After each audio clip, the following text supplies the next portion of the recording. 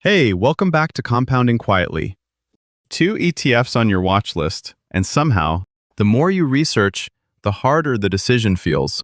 JEPI and DIVO both pay income, but they are not solving the same problem. And if you pick one without knowing which problem you are solving, the regret comes later, not now. Let's get into it. A lot of income investors reach a point where they have narrowed it down. They are not sorting through dozens of funds anymore. They have done the research. They have landed on two options, and that is exactly where things get surprisingly difficult. Because when two ETFs look similar on the surface, both pay dividends, both hold equities, both are widely discussed. The decision stops feeling like research. It starts feeling like a coin flip. JEPI and DIVO show up together in this conversation, more than almost any other pair in the income investing space. High yield versus dividend growth. Income right now versus income that builds slowly over time. Most people end up making the choice based on the current yield number. They look at JEPI, they see the higher number, and that feels like the obvious answer. But that instinct, choosing based on yield alone, is exactly what leads to regret later. Because yield is not the story.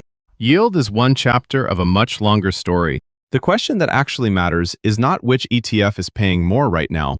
It is what role income is supposed to play in your life at this specific stage. Are you depending on that income to cover real expenses today? Or are you building toward a point where that income will matter more than it does right now? Those are two very different jobs. And JEPI and DIVO were designed for two very different jobs. Understanding that distinction is what makes the decision clear, and it is what we are going to work through today. Let's start with JEPI.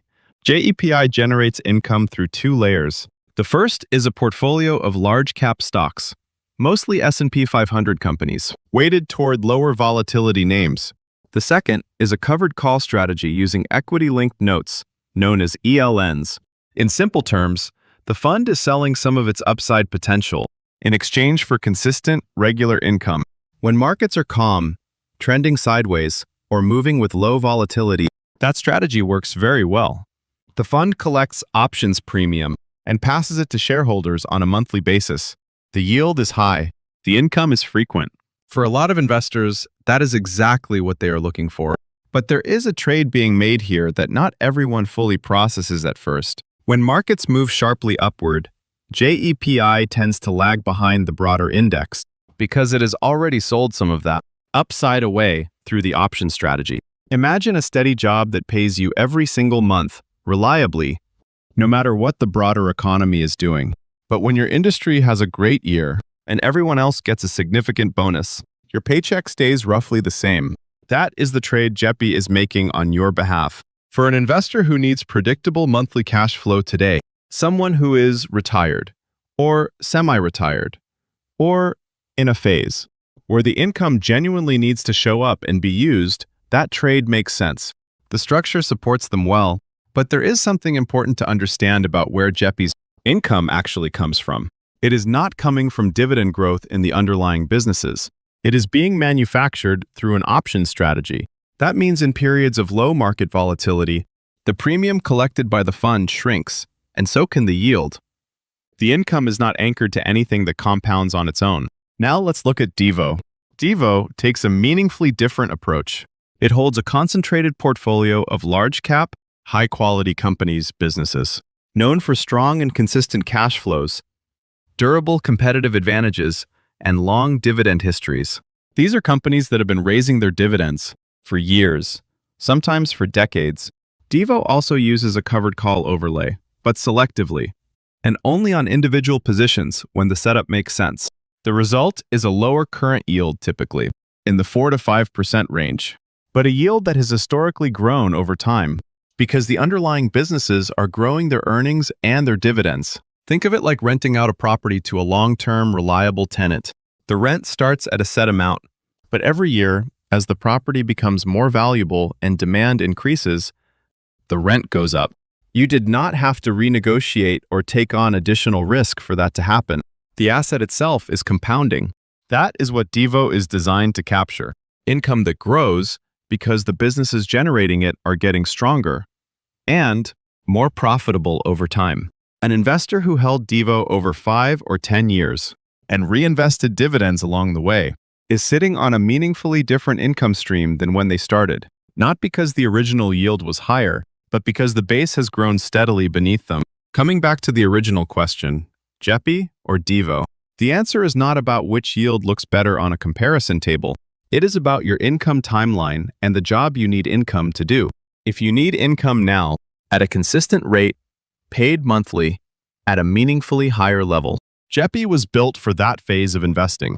If you are still accumulating, or if you can afford to let income grow gradually over years, DIVO is built for that phase. The mistake most investors make is framing this as a performance comparison. They look at total returns and try to determine a winner, but that is not the right lens. These two funds are not competing with each other.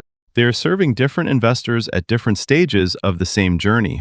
One more distinction worth holding on to before we close. JEPI's income is largely driven by market volatility levels, because that is what determines the options premium the fund is able to collect. In a quiet market, that premium shrinks, and the yield can compress noticeably. DIVO's income is driven by real business decisions, companies choosing to raise their dividend because their earnings have grown enough to support it. That income source is slower to move, slower to react to short-term conditions, and significantly more durable over long periods of time. If what you are building toward is a strong income stream 10 years from now, not just income this month, that distinction matters more than most people realize. Neither of these funds is the wrong answer. They were built for different investors at different points in the journey. The question was never which one is better. The question was always, which one fits where you are right now and where you want to be in 10 years. If you are in a phase where income needs to arrive monthly and cover something real, JEPI was built for that moment. If you are in a phase where you can afford to be patient, where a smaller income stream today can grow into something meaningful over time, DIVO is worth the commitment. And if you are genuinely somewhere in between, needing some income now, but still building for later, holding both, in a proportion that matches that balance is a reasonable and thoughtful approach. Investing is not about finding the perfect fund. It is about finding the right fit for the chapter you are currently in. I hope today helped make that a little clearer. Compounding quietly investing that gives you peace of mind. If this video helped, subscribe and leave a like. I hope this becomes a small source of strength in your investment journey. The content in this video is for general informational purposes only. All final decisions and responsibilities remain with the investor. Thank you for spending time with Compounding Quietly today.